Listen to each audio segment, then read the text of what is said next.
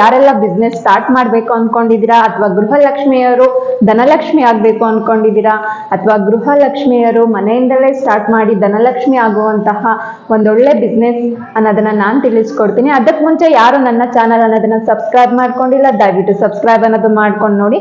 ತುಂಬಾ ಜನ ಸಬ್ಸ್ಕ್ರೈಬ್ ಮಾಡದೆ ವಾಚ್ ಮಾಡ್ತಾ ಇದ್ದೀರಾ, ಬಟ್ ನಿಮ್ಮ ಒಂದು ಬೆಂಬಲ ಅನ್ನೋದಿದ್ರೆ ನಾನು ಸಹ ಒಂದೊಳ್ಳೆ ಕಂಟೆಂಟ್ ಅನ್ನೋದನ್ನ ಶೇರ್ ಮಾಡೋಕೆ ನನಗೆ ಸಹ ಖುಷಿ ಆಗುತ್ತೆ. ಸೊ ದಯವಿಟ್ಟು ನೋಡ್ತಾ ಇರೋರು ಸಬ್ಸ್ಕ್ರೈಬ್ ಅನ್ನೋದನ್ನ ಮಾಡ್ಕೊಂಡಿದ್ದೀರಾ ಅನ್ಕೊಂಡಿನಿ. ಹಾಗೆ ನಿಮ್ಮೊಂದು ಲೈಕ್ ಅನ್ನೋದು ನಮ್ಮ ಮೇಲೆ ಇರಲಿ.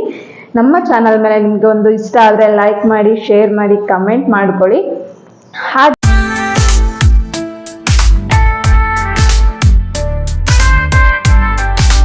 ಹಾಯ್, ಹಲೋ, ನಮಸ್ಕಾರ ಕರ್ನಾಟಕಕ್ಕೆ. ನಾನು ನಿಮ್ಮ ನಮ್ರತಾ ಕೌಶಿಕ್. ಓಕೆ, ಸೊ ಮೊದಲನೇ ಐಡಿಯಾ ಬಂದು ಶಿಶುಪಾಲನಾ ಕೇಂದ್ರ ಅಂತ ಹೇಳಿದ್ರೆ ಬೇಬಿ ಕೇರ್. ಸೊ ಇದನ್ನ ನೀವು ಎಲ್ಲಿಂದ ಎಲ್ಲಿಗೆ ಹೋದ್ರು ಕೇಳಿರ್ತೀರಾ. ಯಾಕೆಂದ್ರೆ ಇವಾಗ ಬಂದು ವರ್ಕಿಂಗ್ ಪ್ರೆಷರ್ ಇರೋಂತಹವರು, ಅಥವಾ ಫ್ಯಾಮಿಲಿಯಲ್ಲಿ ಪ್ರಾಬ್ಲಮ್ ಇರೋಂತವ್ರು, ಅಥವಾ ನೋಡ್ಕೊಳಕ್ ಯಾರು ಇಲ್ದಿರೋರು ಆಲ್ಮೋಸ್ಟ್ ಬಂದು ಚೂಸ್ ಮಾಡೋದೇ ಬೇಬಿ ಕೇರ್.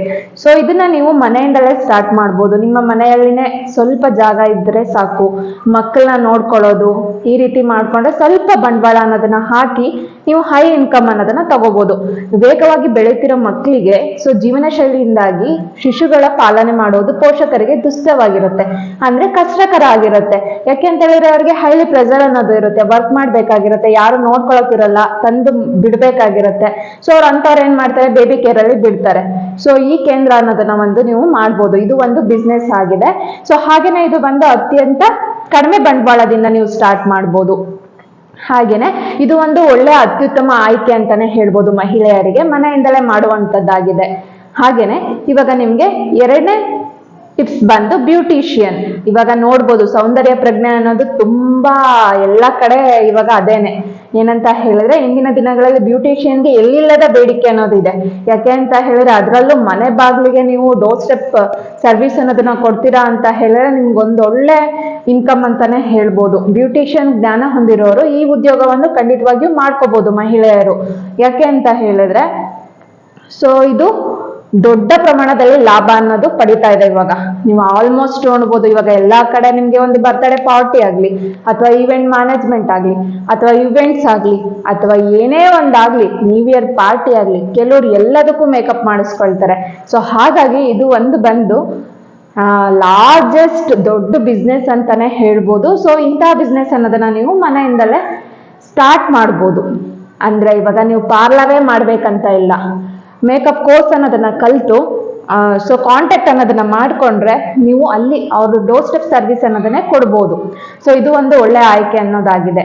ಹಾಗೇನೆ ಟಿಫಿನ್ ಸೆಂಟರ್ ಅಂತ ಹೇಳಿದ್ರೆ ಮೂರನೇ ಬಿಸ್ನೆಸ್. ಇದು ಉಪಹಾರ ಸೇವೆ.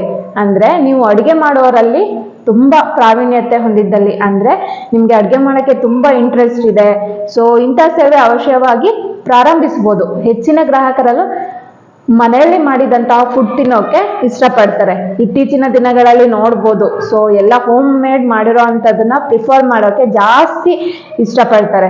ಸೊ ಹಾಗಾಗಿ ಇದನ್ನ ಮನೆಯಲ್ಲೇ ಮಾಡಬಹುದು. ಹಾಗೆ ಬಂಡವಾಳದ ಅಗತ್ಯವೂ ಇರುವುದಿಲ್ಲ. ಅಂದ್ರೆ ನಿಮ್ಗೆ ಹೈಯೆಸ್ಟ್ ಬಂಡವಾಳ ಹಾಕ್ಬೇಕು ಅಥವಾ ಬಾಡಿಗೆ ಕಟ್ಟಬೇಕು, ಇದು ಯಾವುದೇ ರೀತಿ ನಿಮ್ಗೆ ಟೆನ್ಷನ್ ಇರೋದಿಲ್ಲ. ಮನೆಯಿಂದಲೇ ಸ್ಟಾರ್ಟ್ ಮಾಡ್ಬೋದು. ಹಾಗೇನೆ ಹೋಗ್ತಾ ಹೋಗ್ತಾ ಜಾಸ್ತಿ ಆದ್ರೆ ನಿಮ್ದೇ ಆದಂತಹ ಒಂದು ಹೋಟೆಲ್ ಅನ್ನೋದನ್ನ ಮಾಡ್ಕೋಬಹುದು. ಸೊ ಇದೆಲ್ಲ ಬಂದು ನಿಮ್ಗೆ ಕಮ್ಮಿ ಇನ್ವೆಸ್ಟ್ಮೆಂಟ್ ಅಲ್ಲಿ ಮಹಿಳೆಯರು ಮನೆಯಲ್ಲೇ ಮಾಡುವಂತದ್ದಾಗಿದೆ. ಹಾಗೇನೆ ಪೆಟ್ ಕೇರ್ ಅಂದ್ರೆ ಸಾಕು ಪ್ರಾಣಿಗಳ ರಕ್ಷಣೆ. ಇದು ಬಂದು 4ನೇ ಬಿಸ್ನೆಸ್ ಆಗಿದೆ. ಸೊ ಇದು ನೀವು ಸಾಕು ಪ್ರಾಣಿಗಳನ್ನು ಇಷ್ಟಪಡುತ್ತಿದ್ದರೆ ಅಥವಾ ಪ್ರೀತಿಸ್ತಿದ್ದರೆ ಅವುಗಳ ಆರೈಕೆ ಅನ್ನೋದನ್ನ ಮಾಡ್ಬೋದು.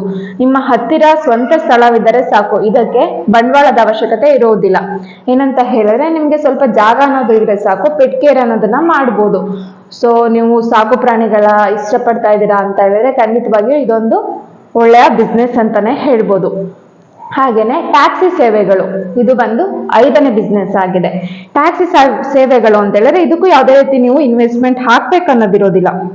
ನಿಮ್ಮ ಮನೆಯಲ್ಲೇ ಸ್ವಂತ ವೆಹಿಕಲ್ ಇದೆ ಅಂತ ಹೇಳಿದ್ರೆ ನೀವು ಇದನ್ನ ಪ್ರಾರಂಭಿಸ್ಬೋದು. ಈ ಬಂಡವಾಳದ ಅಗತ್ಯ ಇದಕ್ಕೂ ಸಹ ಜಾಸ್ತಿ ಇರೋದಿಲ್ಲ, ಯಾಕೆಂದ್ರೆ ಆಲ್ರೆಡಿ ನಿಮ್ಮ ಹತ್ರ ಟ್ಯಾಕ್ಸಿ ಅನ್ನೋದು ಇರುತ್ತೆ. ಸೊ ಇದರಿಂದ ಬಿಸ್ನೆಸ್ ಅನ್ನೋದನ್ನ ಸ್ಟಾರ್ಟ್ ಮಾಡ್ತೀರಾ. ಸೊ ಇದು ಒಂದು ಒಳ್ಳೆ ಸೇವೆ ಅಂತಾನೆ ಹೇಳ್ಬೋದು. ಹಾಗೇನೆ 4ನೇದು ಬಂದು ನಿಮ್ಗೆ ಟ್ಯೂಷನ್ ಸೆಂಟರ್. ನಿಮ್ಮಿಂದ ಮಕ್ಕಳನ್ನು ನಿರ್ವಹಿಸಲು ಮತ್ತು ಕಳಿಸಲು ಸಾಧ್ಯವಾದರೆ, ಅಂದ್ರೆ ನಿಮ್ಗೆ ಮಕ್ಕಳಿಗೆ ಕಲಿಸ್ಬೇಕು ಅನ್ನೋ ಇಂಟ್ರೆಸ್ಟ್ ಅನ್ನೋದು ಇದೆ, ಅಥವಾ ನೀವು ಉತ್ತಮವಾಗಿ ಸಂಪಾದನೆ ಮಾಡ್ಬೇಕು ಅನ್ಕೊಂಡಿದ್ರೆ ನಿಮ್ಮ ಮನೆಯಲ್ಲೇನೆ ಟ್ಯೂಷನ್ ಸೆಂಟರ್ ಅನ್ನೋದನ್ನ ಮಾಡ್ಕೋಬಹುದು. ಇದು ಬೋತ್ ಕ್ಯಾಂಡಿಡೇಟ್ಸ್ ಮಾಡ್ಕೋಬಹುದು, ನಿಮ್ಗೆ ಮಹಿಳೆಯರಾಗಿರ್ಬೋದು ಪುರುಷರಾಗಿರ್ಬೋದು. ಸೊ ಎಲ್ಲರೂ ಸಹ ನೀವು ಕಲ್ತಿರೋರೇ ಆಗಿದ್ರೆ ಖಂಡಿತವಾಗಿ ಮನೆಯಲ್ಲಿ ಒಂದು ಟ್ಯೂಷನ್ ಸೆಂಟರ್ ಅನ್ನೋದನ್ನ ಓಪನ್ ಮಾಡಿದ್ರೆ ಮಕ್ಕಳಿಗೆ ಹೆಲ್ಪ್ ಆಗುತ್ತೆ. ಸೊ ನಿಮ್ಮ ಅಕ್ಕಪಕ್ಕ ಇರೋಂಥ ಮಕ್ಕಳನ್ನ ತಗೊಂಡ್ ಬಂದ್ಬಿಟ್ರೆ ಅದೇ ಒಂದು ನಿಮ್ಗೆ ಬಂಡವಾಳ ಹಾಕುವಂಥದ್ದೇ ಇರೋದಿಲ್ಲ, ಅದು ಒಂದು ಬಿಸ್ನೆಸ್ ಆಗುತ್ತೆ. ನೀವು ಕಲ್ತಿರೋ ಕಲೆ ಅನ್ನೋದನ್ನ ಇನ್ನೊಬ್ರಿಗೆ ಕಲಿಸ್ದಾಗ ಆಗುತ್ತೆ. ಸೊ ಇದು ಒಂದು ನಿಮ್ಗೆ ಒಳ್ಳೆ ಬಿಸ್ನೆಸ್ ಆಗಿದೆ. ಹಾಗೇನೆ ಅಡಿಗೆ ತರಗತಿಗಳು, ನೀವು ಅಡುಗೆ ತಜ್ಞರಾಗಿದ್ದಲ್ಲಿ ನಿಮ್ಮ ನೈಪುಣ್ಯತೆಯನ್ನು ಬಳಸಿ ಉತ್ತಮ ಆದಾಯ ಗಳಿಸಬಹುದು. ಇದಕ್ಕೆ ಹೆಚ್ಚು ಬಂಡವಾಳದ ಅಗತ್ಯವಿರುವುದಿಲ್ಲ. ಆಸಕ್ತರು ಮನೆಗೆ ಬಂದು ನಿಮ್ಮ ಜ್ಞಾನವನ್ನು ಪಡೆಯಬಹುದಾಗಿದೆ. ಅಂದ್ರೆ ನೀವು ಇವಾಗ ಕಿಚನ್ ಕೋರ್ಸ್ ಅಂತ ಹೇಳಿ ಮಾಡ್ಬೋದು. ನಿಮ್ಗೆ ಯಾರಿಗಾದ್ರೂ ಇಂಟ್ರೆಸ್ಟ್ ಇದೆ ಅಂತ ಹೇಳಿದ್ರೆ, ನೀವು ತುಂಬಾ ಅಡಿಗೆಯಲ್ಲಿ ಕಲ್ತು ಎಲ್ಲ ಗೊತ್ತಿದೆ ಅಂತ ಹೇಳಿದ್ರೆ ಮನೆಯಲ್ಲೇ ಕಿಚನ್ ಕೋರ್ಸ್ ಅನ್ನೋದು ಮಾಡ್ಬೋದು. ಅಂದ್ರೆ ಇವಾಗ ನಿಮಗೆ ಗೊತ್ತು, ಕೇಕ್ ಡಿಸೈನ್ ಆಗಿರ್ಬೋದು, ಬೇಕರಿ ಐಟಮ್ಸ್, ಆ ತರ ಎಲ್ಲ ಕೋರ್ಸ್ ಕಲ್ತು ನೀವು ಬೇರೆಯವ್ರಿಗೆ ಟೀಚ್ ಅನ್ನೋದನ್ನ ಮಾಡ್ಬೋದು. ಇದು ಸಹ ನಿಮ್ಗೆ ಮನೆಯಿಂದಲೇ ಮಾಡಬಹುದಾಗಿದೆ. ಸೊ ಮನೆಯಲ್ಲಿ ಜಾಗ ಅನ್ನೋದು ಇದ್ರೆ ನಿಮ್ಗೆ ಮನೆಯಲ್ಲೇ ಬಂದವರು ತರಬೇತಿ ಅನ್ನೋದನ್ನ ಪಡ್ಕೊಳ್ತಾರೆ.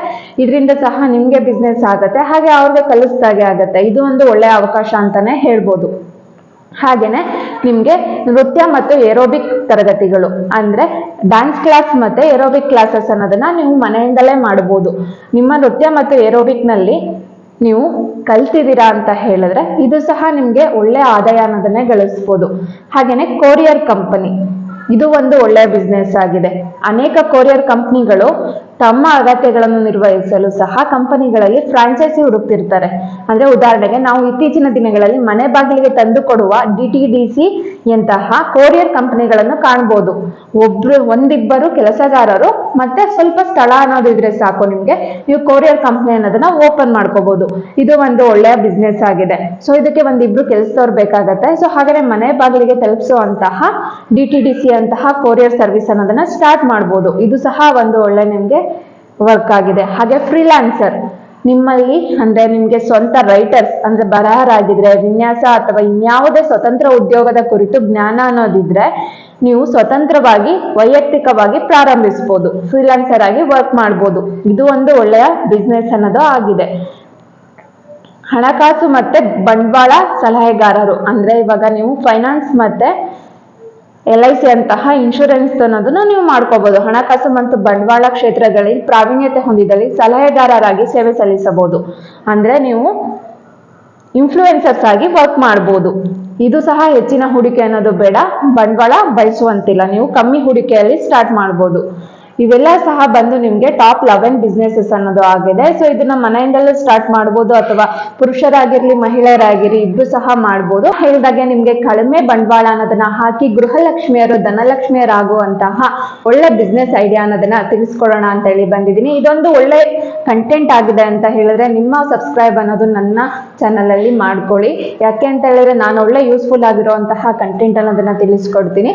ಓಕೆ, ಎಲ್ಲರೂ ಸಬ್ಸ್ಕ್ರೈಬ್ ಮಾಡ್ಕೊಂಡಿದ್ದೀರಾ ಅಂತ ಹೇಳಿ ತಿಳ್ಕೊಳ್ತೀನಿ. ಈ ವಿಡಿಯೋ ಇಷ್ಟ ಆದಲ್ಲಿ ದಯವಿಟ್ಟು ನನ್ನ ಅಕೌಂಟ್ ಅನ್ನೋದನ್ನ ಸಬ್ಸ್ಕ್ರೈಬ್ ಮಾಡ್ಕೊಳ್ಳಿ. ತುಂಬಾ ಜನ ವಾಚ್ ಮಾಡ್ತಾ ಇರೋರು ಸಬ್ಸ್ಕ್ರೈಬ್ ಮಾಡದೆ ನೋಡ್ತಾ ಇದ್ದೀರಾ. ನೀವು ಸಬ್ಸ್ಕ್ರೈಬ್ ಮಾಡ್ಕೊಂಡು ನೋಡ್ತಾ ಇದ್ದೀರಾ ಅಂದ್ರೆ ನಮಗೆ ಸಹ ಖುಷಿ ಆಗುತ್ತೆ ಒಳ್ಳೊಳ್ಳೆ ಕಂಟೆಂಟ್ ಅನ್ನೋದು ಶೇರ್ ಮಾಡೋಕ್ಕೆ. ಸೊ ಹಾಗಾಗಿ ದಯವಿಟ್ಟು ಸಬ್ಸ್ಕ್ರೈಬ್ ಮಾಡ್ಕೊಳ್ಳಿ. ಹಾಗೇನೆ ಇದು ಬಂದು ನಿಮಗೆ ಟಾಪ್ 11 ಬಿಸ್ನೆಸಸ್ ಅನ್ನೋದು ಆಗಿದೆ. ಗೃಹಲಕ್ಷ್ಮಿಯರು, ನೀವು ಗೃಹಿಣಿಯರಾಗಿರ್ಬೋದು, ಮನೆಯ ಗೃಹಲಕ್ಷ್ಮಿಯರು ಧನಲಕ್ಷ್ಮಿ ಆಗೋಕೆ ಅಂತ ಹೇಳಿ ತಂದಿರುವಂತಹ ಟಾಪ್ 11 ಬಿಸ್ನೆಸಸ್ ಆಗಿದೆ. ಸೊ ಇವತ್ತಿಗೆ ಇಲ್ಲಿಗೆ ನನ್ನ ವಿಡಿಯೋ ಅನ್ನೋದು ಎಂಡ್ ಮಾಡ್ತಾ ಇದ್ದೀನಿ. ದಯವಿಟ್ಟು ಇಂತಹ ಬಿಸ್ನೆಸ್ ಐಡಿಯಾಸ್ ಆಗಿರ್ಬೋದು, ಅಥವಾ ಜಾಬ್ ಅಪ್ಡೇಟ್ಸ್ ಆಗಿರ್ಬೋದು, ಅಥವಾ ಗೌರ್ಮೆಂಟ್ ಸ್ಕೀಮ್ ಅಪ್ಡೇಟ್ಸ್ ಆಗಿರ್ಬೋದು, ನಿಮ್ಗೆ ಈ ರೀತಿ ಮಾಹಿತಿ ಬೇಕು ಅಂತ ಹೇಳಿದ್ರೆ ನನ್ನ ಅಕೌಂಟ್ ಅನ್ನೋದನ್ನ ಸಬ್ಸ್ಕ್ರೈಬ್ ಮಾಡ್ಕೊಡಿ. ಇಲ್ಲಿಗೆ ನನ್ನ ವಿಡಿಯೋ ಅನ್ನೋದು ಎಂಡ್ ಆಗ್ತಾ ಇದೆ. Thank you all, bye bye.